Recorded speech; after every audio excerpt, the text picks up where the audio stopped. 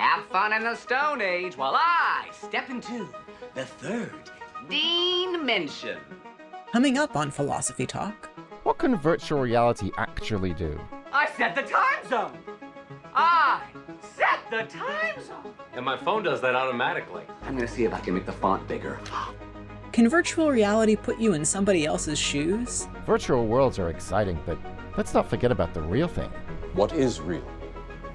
How do you define real? If in 3 years you are using VR to read your email, then we have failed miserably on the show. Our guest is Jeremy Bailenson, director of the Virtual Human Interaction Lab at Stanford University. I've coined the DICE acronym. The DICE acronym is use VR when in the real world it would be dangerous, impossible, counterproductive, or expensive. What can VR actually do? My world is officially boundless. Coming up on Philosophy Talk. Thank you for listening to this episode of Philosophy Talk. Learn more about the program by getting our monthly newsletter. Just text the word philosophy to 22828. That's 22828. And get access to our library of more than 500 episodes by becoming a subscriber at our website, philosophytalk.org. Now, on with the show.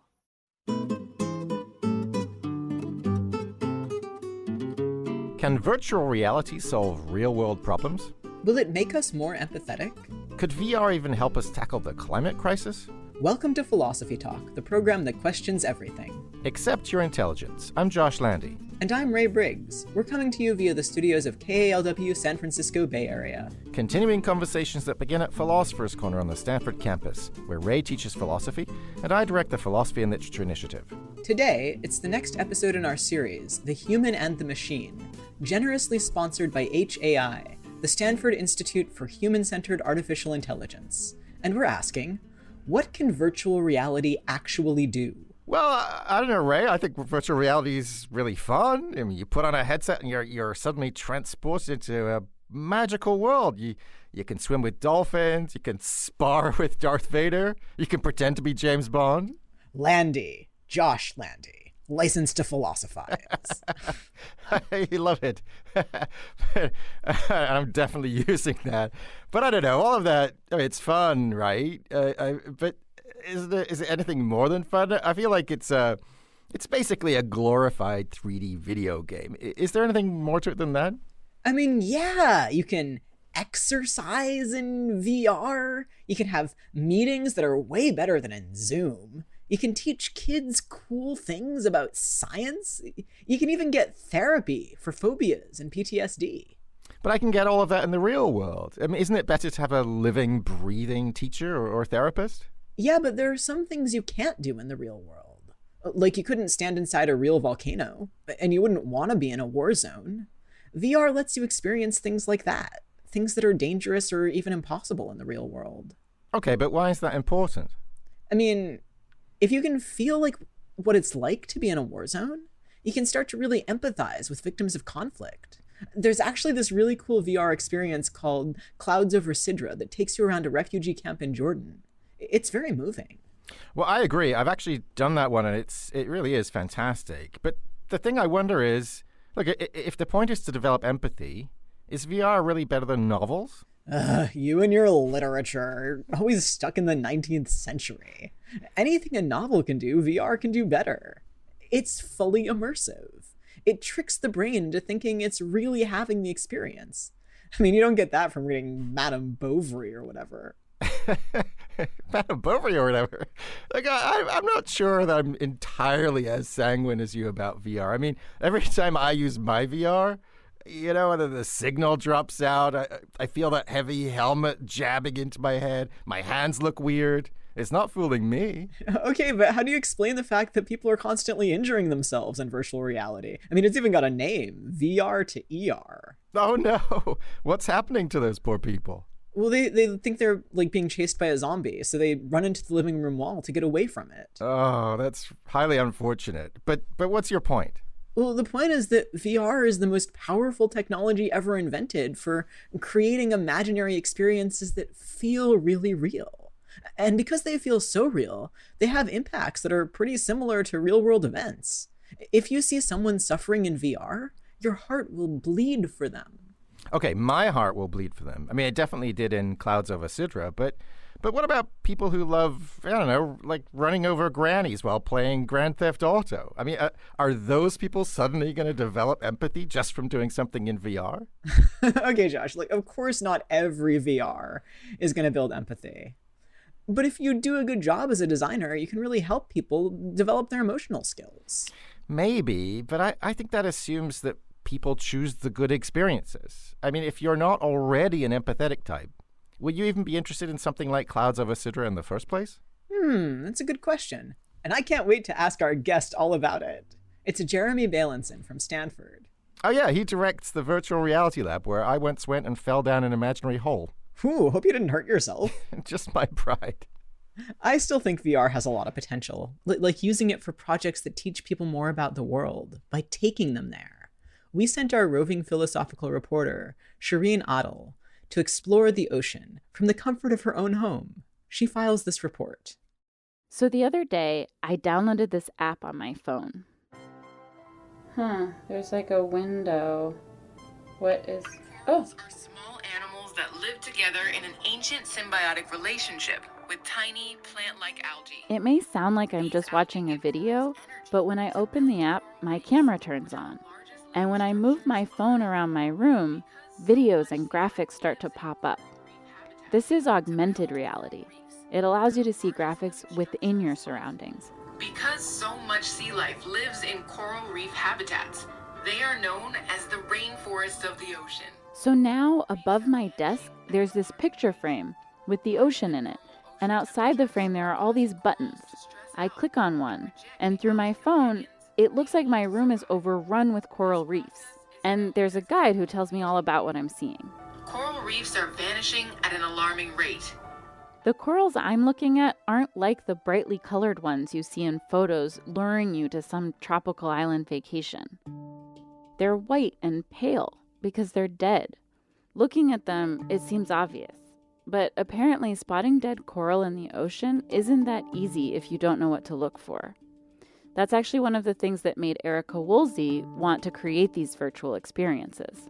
I remember diving on a degraded reef, being brought to tears, crying inside my dive mask, and coming back up to the surface. And a lot of the crew, the dive team, were talking about how they saw this or that fish and, focusing on the positives, but I realized they didn't even notice that the reef was degraded. Woolsey is a marine scientist and a visiting scholar at Stanford's Virtual Human Interaction Lab. She's also the co-founder and CEO of The Hydrus, a nonprofit whose mission is to literally bring ocean science to the people. I noticed that even in the less than a decade amount of time I was studying these places, they would change dramatically.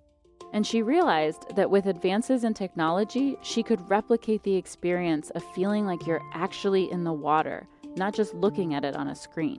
Virtual immersive reality gives you the superpowers of time travel, teleportation, and shape-shifting.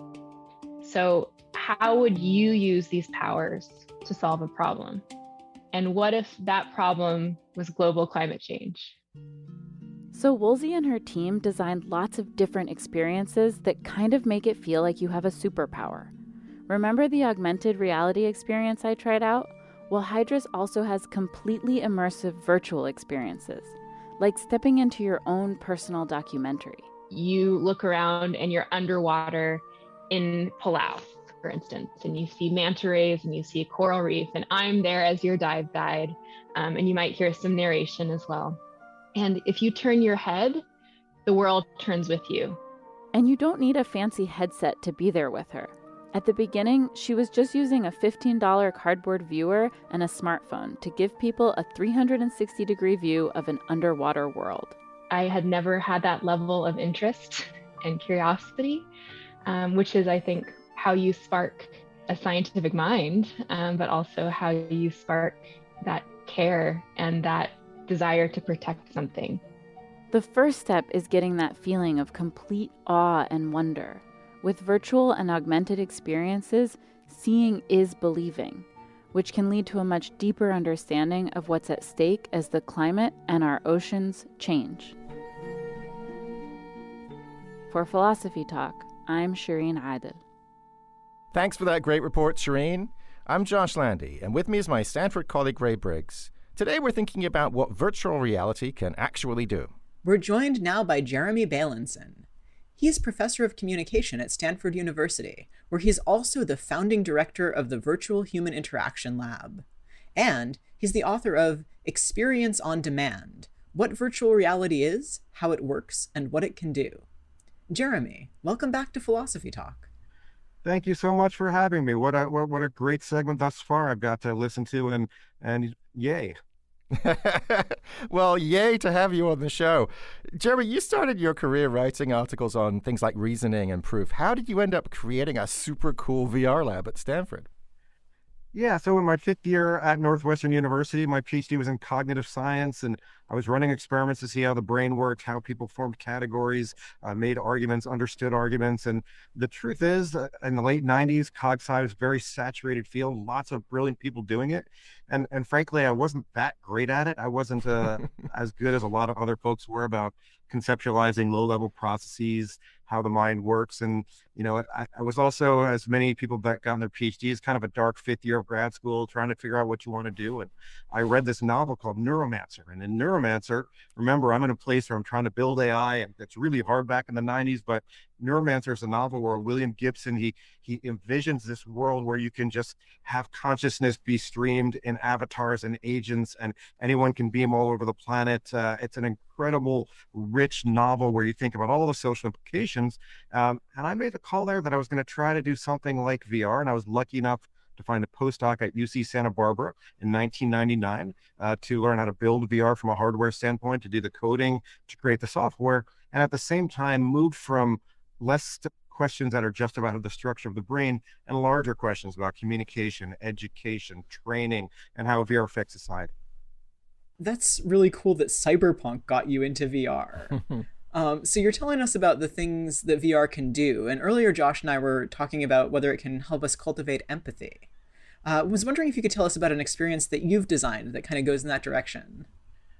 Virtual reality is a tool in which you can, as you pointed out earlier, become immersed. And one of the early applications that people thought about is, can you give someone an experience where they walk a mile in someone else's shoes and they learn firsthand, quote unquote, firsthand, what it's like to be that other person. And, in my lab since about 2003, we've been building simulations where you walk up to a virtual mirror and you start out, you move your body in the physical world and you see your mirror image move. And you start out looking like yourself, same gender, same race, same age, same body shape. And then we can hit a button and your avatar changes to something else. It could be a different skin color. It could be a different size or shape.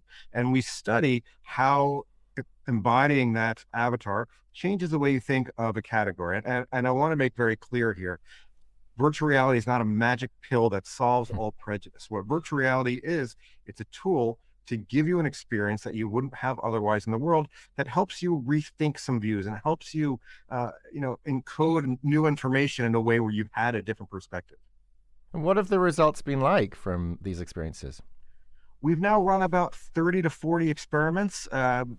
In general, what our data show is that when you embody an avatar and you become someone else, and I'll give a very specific example in a moment, across all of those studies, typically what we find is that VR induces behavior change more frequently, say, than reading a novel or, as you pointed out, or watching a video, that this VR experience in general tends to produce more pro-social behavior than the other media. Now, not every single time. And we're not claiming that VR is ultimately better than all other media. To give you an example, one of our experiences that you can download free from our website is called Becoming Homeless.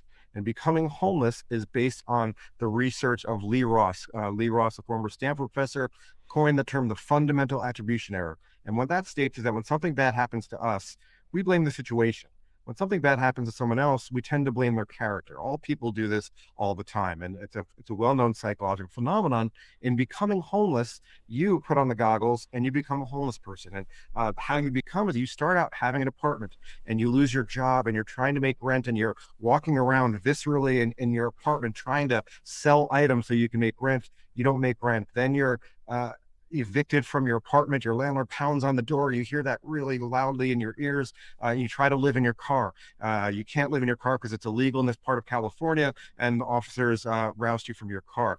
Then you're trying to live on a bus where you can get a couple hours sleep. And while you're trying to sleep on this bus, there's a man who's trying to steal your stuff, another person who's aggressively coming up to you. And it's a really intense experience where the point of it is to show you in a first person way that not all homelessness is caused by internal factors. Situations can also cause it. Now, you asked about the experiment. Our findings in a number of studies is that when you look at someone who's becoming homeless inside the goggles and compare that to watching a video or doing typical role playing where you imagine that this happened, there is long-term behavior change. So Fernando Herrera has run an amazing study that's been published in 2019 that shows that even when you look 2 months later, that the effects of VR are stronger than the other media. For example, we asked you to sign a petition, a real petition that says, I'm willing to have my personal income tax increased in order to support affordable housing measures. So we always try to look at real pro-social behaviors.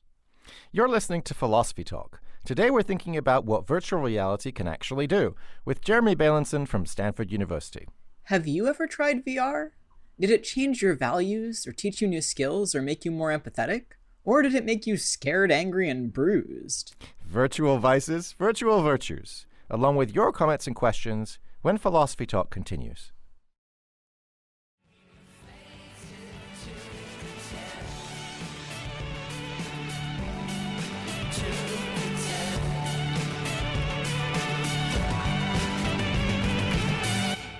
If virtual reality catches on, will we all be fated to pretend? I'm Josh Landy, and this is Philosophy Talk, the program that questions everything. Except your intelligence. I'm Ray Briggs, and we're thinking about what virtual reality can actually do with Jeremy Bailenson, author of Experience on Demand. It's part of our series The Human and the Machine, sponsored by HAI, the Stanford Institute for Human-Centered Artificial Intelligence. We're pre-recording this episode and unfortunately can't take your phone calls, but you can always email us at comments@philosophytalk.org, or you can comment on our website, where you can also become a subscriber and gain access to our library of more than 500 episodes. So, Jeremy, we've been talking about VR experiences that cultivate empathy, but what other exciting things can VR do? I've been studying VR since the late 1990s, and one of the transformational things for me is we can now do work at scale. In other words, the goggles that I used 10 years ago cost more than my automobile. Now, I drive a Ford C-Max, so perhaps that doesn't say too much, but they used to cost $40,000 to buy goggles. You can now buy them for $300, and they're much higher quality than the ones we had before. Why that's important is I can now teach in VR. We just finished a 10-week class here at Stanford where we have 175 students, all of whom have got their own VR headsets at home. They put the headsets on and we beam together and we meet as a class in cyberspace in the metaverse. And one of the weeks of the class, we talked about medical VR. And for the medical VR week, we went to a place called Evolve VR. It's a meditation group run by the Reverend Jeremy Nickel and Caitlin Krause, who actually teaches well-being here at Stanford. The two of them took my class through a paced breathing meditation exercise.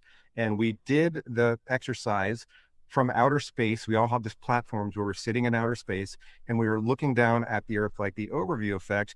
And I was in the room with 170 of my students and we did paced breathing. And I'll say two things about this compared to the real world. Number one, if you were to ask me, Jeremy, would you do meditation in the middle of Coverly Hall with all of your students? I would be mortified. There's no way I'd be willing to do that. That just sounds bonkers. But in VR, the kind of level of separation via avatar made it okay.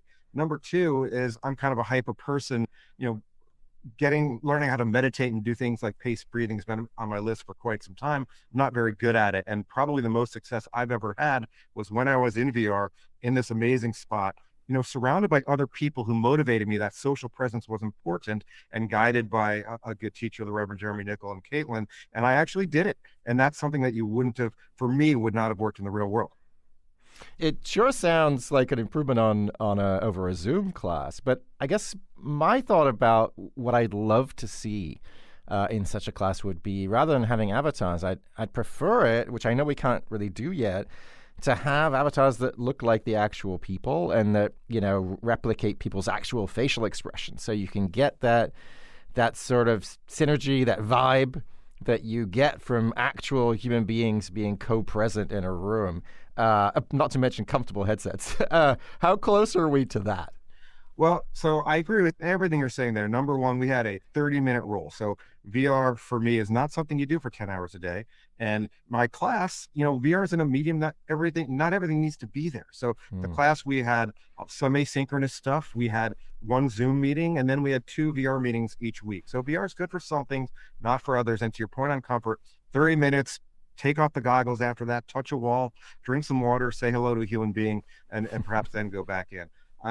On the avatar side, so we've taught this class twice now, 263 Stanford students, which, as you guys know, is, it's a couple percentage points of the entire university. We're a small university here. So a lot of Stanford students, 200,000 shared minutes inside VR together. So this is the largest use case of the metaverse in an educational context, by a magnitude of order ever. And one of the things that we did is we studied the avatars. So for some students and in some classes, they wore avatars that you can tailor to look like you. We used a platform called Engage, and Engage actually allows you to tailor your avatar, not to look perfectly like you, but somewhat like you. In other situations, we had people wear what I call the team face. We made a single avatar that was largely stripped of cues about gender and race, and everybody wore identical avatars. So in discussion section, you'd look around and you'd still get the nonverbal movements, the hand movements, the gestures, the head movements, but you lost identity from it. And the notion there is we're studying something called synchrony, this kind of togetherness and unity that you can get for the same reason why, for example, people wear uniforms in different contexts. That actually makes me wonder, why not, if you're going to have an individual avatar, why be bound by your own physical appearance, gender, race, age? Do you know about any experiments with swapping? Yeah, so the research on avatar identity can largely be attributed to someone named Nick Yee, who is the first PhD student that ever came through my lab at Stanford. He is amazing. He coined the term the Proteus effect. And what the Proteus effect states is that when you do identity play in avatars, for example, if you have an avatar that's taller than you in the real world, you will negotiate more aggressively. If you have an avatar that's more attractive than you than the real world, then you'll speak more personally and socially. And Nick's got dozens of studies that show that you do conform to your avatar when you're in VR, but then also later on, that kind of self-perception, those processes that occur in VR, you can see the effects of them when somebody leaves in the real world.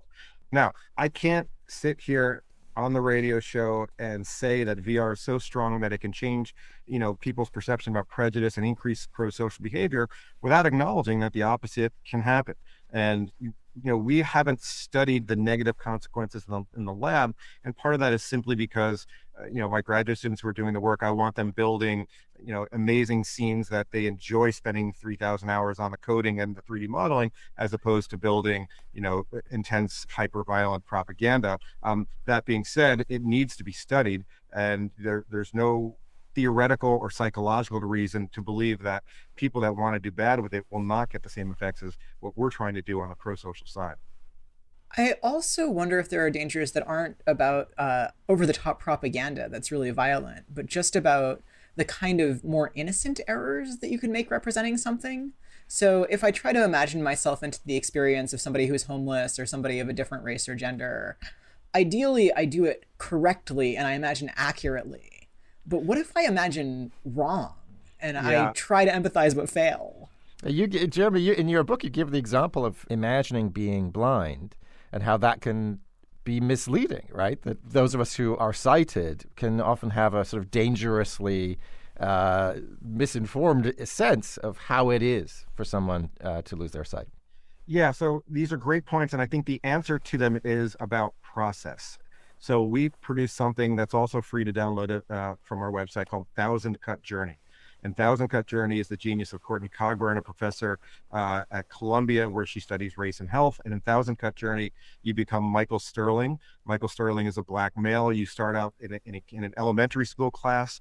And you experience differential treatment from the other students and the teacher. You then, as a teenager, are treated differently by police officers than your white friend on the way to a basketball game. And then in the final scene, you go for an interview, and the interview doesn't even look at you, doesn't even acknowledge your presence. And the point of this experience is to show the systemic aspects of racism, and it's something that we worked on for, I'm not exaggerating, it took us 3 years before we were finished. And when I say process, it begins with collaborating with someone who studies race. So this was Courtney's genius and all of her research that really went into thinking about it. And we spent 2x amount of time on the storyboard than we did on the coding. And we spent a lot of time on the coding, and we focus grouped with all sorts of different types of groups, aspects of the storyboard. And we worked really, really hard to focus on what we were saying on the narrative and on the assumptions. And then, of course, made sure we'd instantiated those properly. But I think an answer to your question is that it's tempting to run in there without any expertise and say, I'm going to build a simulation about X, and X can be any hard problem you want to solve. But the key is to start from the very earliest beginning, start working with domain experts, in this case, someone who's an expert in race, and to make sure that's present throughout the entire process. And there's no way to solve the problems that you bring up, but I will say, if you're asking someone to do traditional role playing, which is you close your eyes and you imagine that you have some type of an issue, or that you have some type of a disability, or some type of your different identity, you have no basis for creating an experience. But if you put someone in VR, then at least some of the obvious wrong tropes have been eliminated, because you can put the narrative there to focus on things that are important. You're listening to Philosophy Talk. Today we're thinking about virtual reality with Jeremy Bailenson, director of Stanford's Virtual Human Interaction Lab. And we have an email from James in Los Angeles. James wonders basically whether researchers could develop a full body VR that gives feedback to your arms, legs, torso, and so on. He thinks that this could be used to train people in things like martial arts, other sports, maybe to do physical therapy. And he suggests it might even be better than real life, because he says training partners are not always available, and top masters certainly are not very available to correct nuances in your form or strategy. So what do you think, Jeremy? Could VR be used in that kind of way? So we do a lot of work in sports training. We work with the Stanford football team, a number of NFL teams, where we put the goggles on them and they do mental decision making. So an NFL quarterback's got to go to the line of scrimmage. He's got to look around, recognize the defense are trying to trick him, and he's got to make a decision. Do I change the play at the line of scrimmage, or do I keep the original one? Does he kill, or does he let it roll? And we've worked with hundreds and hundreds of football players and at all levels, and shown this is a really effective tool, as well as Olympic skiers, the German national soccer team who won the World Cup that year, NBA free throw shooters. This visualization aspect of VR is very powerful. On the full body tracking, there are a number of different gadgets you can put around your ankles, or computer vision cameras that can get a sense of your body. And I will say, with all the recent energy of the quote unquote Facebook metaverse, or the metaverse, excuse me, you're starting to see a lot more energy on people to try to solve that full body tracking problem in a less clunky way. Yeah, actually, this makes me wonder about the Facebook metaverse and whether you've got an opinion on it and what it's supposed to be. Well, I have no inside information as to what it's supposed to be. My opinion is it was an incredible public event, the announcement, where now everyone is talking about it, but I don't think much has functionally changed. People might not realize that before this big announcement, 20% of all Facebook employees were working on VR before that. So I think that number is probably closer to 30 or 40% now. But I will say that those of us who are VR, early VR folks like myself, if you would have asked us 10 years ago, who are going to be the biggest players in VR, it turns out that the standalone headsets, the ones that are portable and cheap and that people use, there were two companies, Oculus and Pico. Both have been bought by social media companies, Facebook on Oculus, and TikTok picked up Pico. So it's really strange to think that this thing that used to only be hardware for us is now tied to something called social media. I worry a little bit about social media companies having a monopoly on sort of whole varieties of things, maybe including virtual reality hardware and virtual reality sort of software and sort of social networks. Do you worry about this? Like, how should we be thinking about that? I am intensely worried about how tech companies are going to uptake VR. The problem with VR is that it tracks everything you do. It tracks your body movement. It tracks your eyes, your pupil, how large your pupil is on some models. And what we've shown in the lab is that the way your body moves, it can tell a lot about you. It can tell your mental state if you're confused or if you have cognitive load. It can tell your age. It can tell your gender. It can actually pick you out of a pile of 500 people with over 95% accuracy. So we know that VR is more identifying from kind of a biometric standpoint than other media. The other thing to think about with VR goggles is that a lot of them have cameras that face outward in order to track the room. What makes VR special is that when you walk in your physical room, you walk 1 meter, in VR, wherever you are, you also move there correspondingly. In order to do that, they have to track your movement in the room, and that tends to be done with computer vision via cameras. When you read the privacy agreements of most of these companies, some of them own the rights to your video stream. So think about that. You're in your house, and in addition to giving away your own body movements, you're actually giving away a film of other people in your home. What about the danger of folks getting more confused about the difference between reality and fantasy, or the danger perhaps of making the real world look dull by contrast, a kind of visual porn, right? What if people fall so in love with VR that the real world looks sort of sad and drab? Do you worry about these kinds of things too? Yeah, so I try to focus on things that I can study, and your worry. We talk about reality blurring and we talk about addiction, and I think they're slightly different. We have some data on reality blurring. So Catherine Segovia has run some studies where she has young children go into VR and see themselves swimming with whales or doing other things. And when you bring them back a week later, there's a small sample study, about 40 kids, but she showed that when you brought these kids back, the ones that have been in VR swimming with whales were more likely to actually have thought they'd gone to SeaWorld and swam with whales compared to control conditions. So there is some preliminary, again, small sample study there, data on reality blurring. On addiction, there's starting to be a robust literature on being addicted to video games. One of the reasons I've got a 30-minute rule that we adhere to in the lab is because I think it's important to keep these experiences short. I've coined the DICE acronym. The DICE acronym is use VR when the thing you were going to do in VR, if it were in the real world, it would be dangerous, impossible, counterproductive, or expensive. Dangerous, you're training firefighters.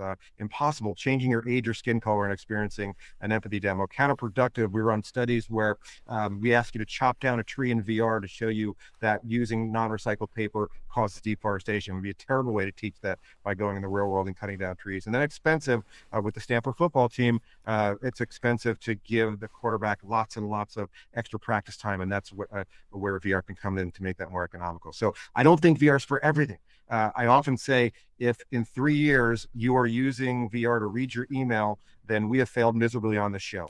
We're trying to prevent that. VR is not for that.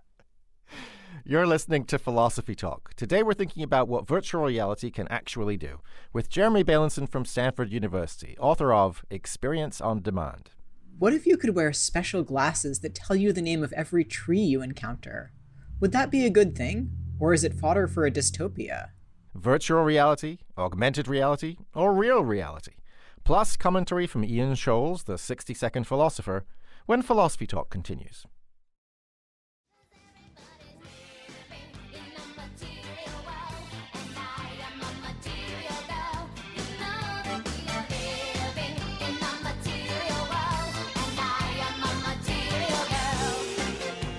If you're tired of living in the material world, why not go virtual? I'm Josh Landy, and this is Philosophy Talk, the program that questions everything. Except your intelligence. I'm Ray Briggs. Our guest is Jeremy Bailenson, director of the Stanford Virtual Human Interaction Lab. And we're asking, what can VR actually do?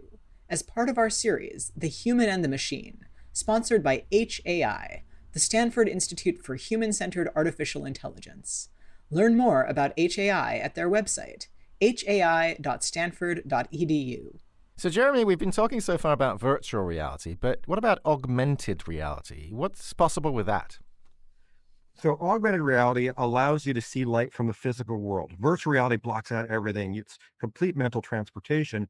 AR is you still get to see and hear things from the real world, but there's an overlay where you can have a digital layer. For example, you can have an arrow pointing you where to go if you're navigating, etc.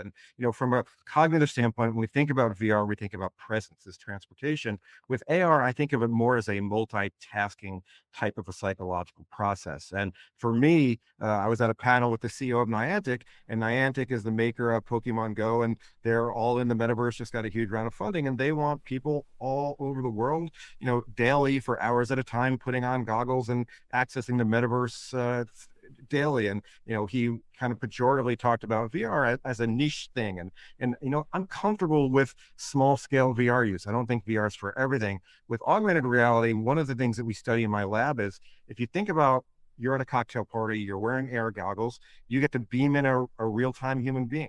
It could be a representation of Siri or Alexa, we call it an embodied agent, or it could be an avatar of your best friend. But depending on who's wearing AR goggles in the cocktail party, and depending on the networking settings, maybe I'm the only one seeing that person in that room. And in this instance, you're seeing ghosts. And we've written a paper, Mark Miller and Hansel June, about how, in a world in which you're seeing ghosts walking around, how does that change everything? So think about this. At a cocktail party, you've got a choice. You can actually walk through the avatar of another person who's beamed in, totally violate their personal space, or you get half as close as you normally would to a real person and kind of violate their personal space. And we're running studies now to see and showing that AR humans, they drastically change the way you talk in a room, the way you gesture, and these kind of conversational norms. So the idea that different people in a conversation could have like completely different information is pretty usual to me, but the idea that they could have completely different perceptions of the scene around them is a little scary. Like, it seems like it might give some power asymmetries and some advantages to the person wearing the AR goggles. Is that true? I'm sure there'll be asymmetries and power issues, but where I worry is utter chaos, right? I mean, you're literally seeing ghosts. They're walking around all over the place. Why wouldn't you? That's how we do other types of social media, except in this instance, they're registered in your room, meaning that their feet are on the floor and they're aware of you and looking at you. And there's this notion, everyone, when they think about AR, they think about, I'm going to have an arrow that shows me how to fix a sink. And what I found thus far is that, things like a real-time video conference or a YouTube video works pretty well for that. To me, the one time my jaws dropped when I saw AR was when we beamed another human in the room. So I believe the killer app of augmented reality is going to be people. When you think about different people in the room for different physical people. It's a confusing sentence, I know. This notion of Stanford psychologist Herb Clark that we have common ground. When we think about common ground, we think about assumptions. I'm talking about the number of people in the room as a varying factor. It's a very strange world. That's wild. The one thing I read about that I thought was rather charming was the idea of having a virtual pet, right? So your AR glasses could put a pet in your house, cut down costs on feeding. But as a sort of unreformed romantic and fan of Proust, I had this thought. I wonder if we could do this with augmented reality. Could you construct an augmented reality software that would allow you to see the world through somebody else's eyes? Not in the sense that what you'd see in front of you would change. The facts would still be the same, but that certain things would be salient to you, right? Because we all come to the world with our conceptual schemes, our perspectives, the things that matter to us, the things that we notice. And, what if that could be another way of walking a mile in somebody else's shoes, that all of a sudden, this would suddenly be interesting to us and that would suddenly be scary to us or something like that. What do you think about that? Yeah, so two things. First, the augmented reality companion animal. This is by Nahal Naruzi and from University of Central Florida that we collaborate with her. And it's just incredible to just put on those goggles and have your dog in the room with you. It's a really nice app. And despite what I said about, the loss of common ground, I like that one. It's a really neat one. On your point about the AR seeing someone else's viewpoint, it reminds me of a self-deprecating joke I say, which is everything I've ever thought of has been written either by Philip K. Dick or by William Gibson. And Gibson defines this as he calls it stim sim. stimson. And this is the notion that you're just a part of somebody's visual field and you absorb what they're seeing and what they're hearing. And we've tinkered with that in the lab. The challenge there is to really, how do you avoid simulator sickness because that person's moving in a way you're not? And that sounds like a small issue, but it's been one we haven't been able to fix yet.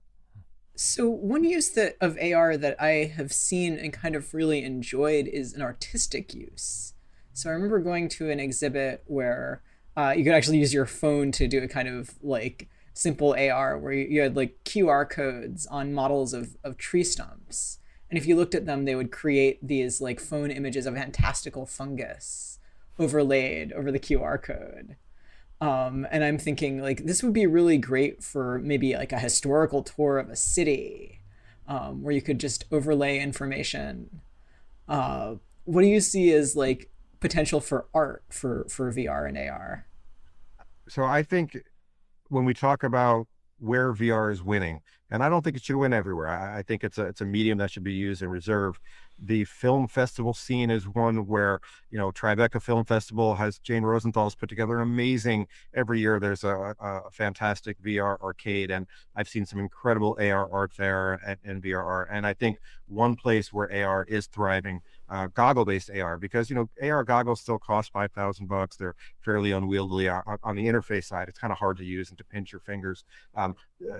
Where I'm seeing really nice stuff is at film festivals. I want to get back, if it's okay, to virtual reality, and I wanted to ask you a question of you as a psychologist. I'm really curious about why it's so different, why it's so powerful and so effective. I mean, one of the things I notice in VR is there's a lot of experiences I avoid. These scary games where people are shooting at you, and I don't necessarily avoid those as a video game. And so I'm really curious, does this tell us something about the way our minds work? Is it something to do with embodied cognition? Like, why are these experiences so much more powerful than novels, movies, video games? So psychologists and neuroscientists, we still haven't figured out the exact mechanism at play here. So take what I'm about to say with a grain of salt. But when your body moves and a scene updates, there is a low levelness to this kind of back brain lizard type response in the sense that if there's an object looming towards us from a reflexive standpoint, when there's a ball that's coming towards our face, we duck. And what VR does is it activates enough of the motor sensory cortex, because you actually are moving and you are turning your head and you are getting visual stimuli that's similar to what you'd get in the real world, that you're responding in a way that's not conscious. And, you mentioned early that you'd come to the lab and you couldn't walk over that plank. When you come to my lab and we hit a button and the floor shakes and your feet get some haptic feedback and there's that rickety plank and we ask you to take a step onto the plank and it's a 10-meter drop. If you step off, the front of your brain can be saying, oh, it's not real, it's not real. The back of your brain, though, can't overcome that illusion. And this is the notion of presence, which is in one sense overstudied. There's hundreds and hundreds of academic papers on it. On the other hand, it's understudied in the sense that we still don't really know what it is and why it occurs. So I have a question about the distribution of VR and AR goggles. So I think that one reason Google Glass didn't take off was because if you went around wearing those glasses, you looked not just like kind of a wanker, but like kind of a rich wanker. So I wonder if do you think that this technology will be like cell phones where it's cheap enough that like in some areas just everybody has one? Is it just going to be kind of an exclusive thing for a while? So lots to say here. First of all, Google Glass, there just wasn't anything to do on it. In other words, there was not much to see. It was very small in your visual field. There's no way to kind of manipulate data. So the reason Google Glass didn't take off, simply they were early and it was a brilliant feat of optics, but there was nothing to do, right? So that's the reason it didn't take off. On the backlash side, think back to early cell phones. Somebody pulled out a phone in a restaurant. You wanted to throw your food at that person early on, and cell phones ended up enduring this stigma because they provided a lot of value eventually. And so, I fail every day as a futurist, and I don't know when AR is going to, have enough value such that we're willing to take those early pioneers are the ones that are willing to take the abuse on that one. But I think Glass is not a good example of this because there just wasn't anything to do in there. The real fun challenge is going to be to watch when these things do offer value, when there are all sorts of amazing artistic and other functional experiences that they provide. When is it going to be okay to sit across the table from your spouse and be staring in their direction but not looking at them because you're actually seeing something that only you can see in AR, right? Never, I hope. I think. No, you want AR to make them more beautiful. Oh, there you go. Yeah. Well, when I pay attention, I'm a professor of media. I taught the effects of mass media at Stanford for 15 years. Every month I see it's more acceptable to be pulling out your phone in the middle of a conversation and to be, not looking at someone while it's just the two of you. It's the norms are changing, and it'll be fun to see how AR, maybe it's a thing that turns things around. Who knows? Jeremy, we've reached the end of our time, but it's just been such a wonderful conversation. It's been real. Thanks so much for joining us today.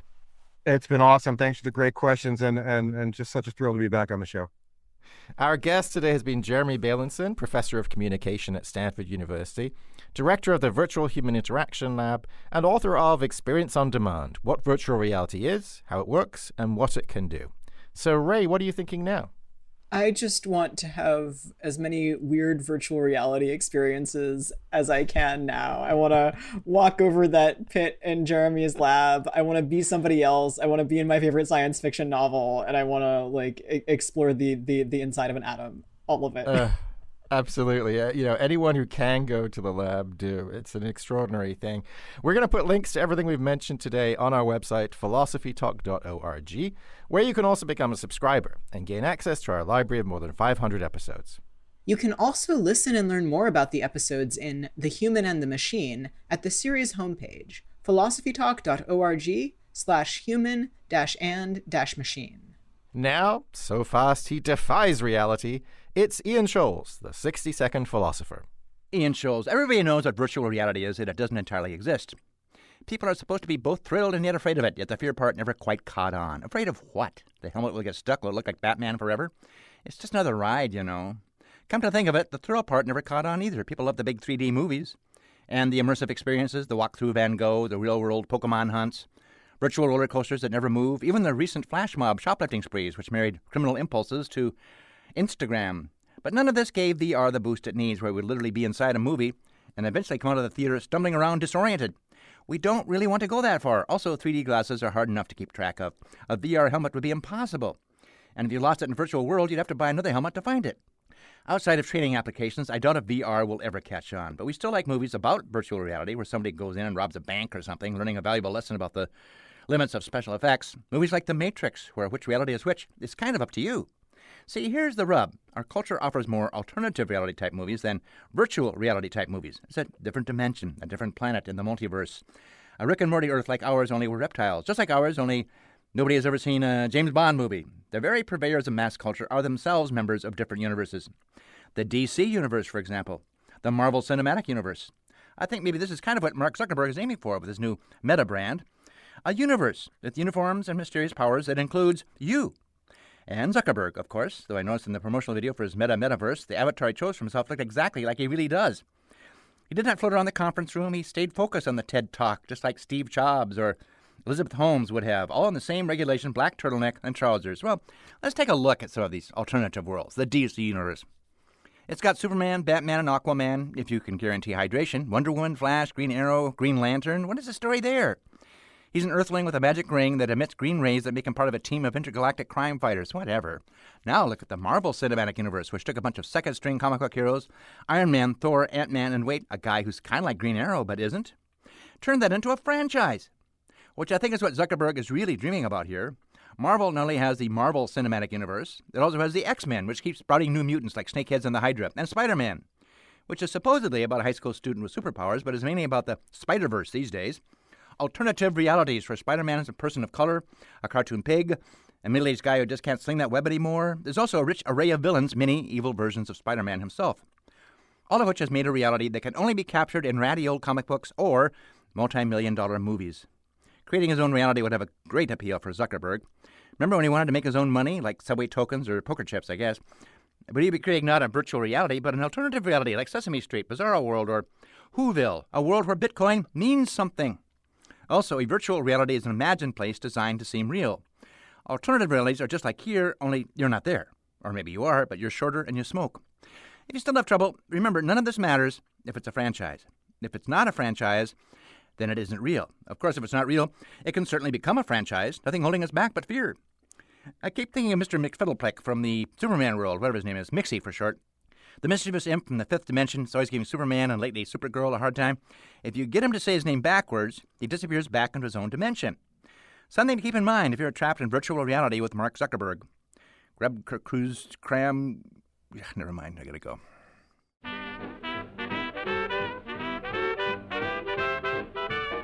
Philosophy Talk is a presentation of KALW San Francisco Bay Area and the trustees of Leland Stanford Junior University, copyright 2021. Our executive producer is Tina Pamantuan.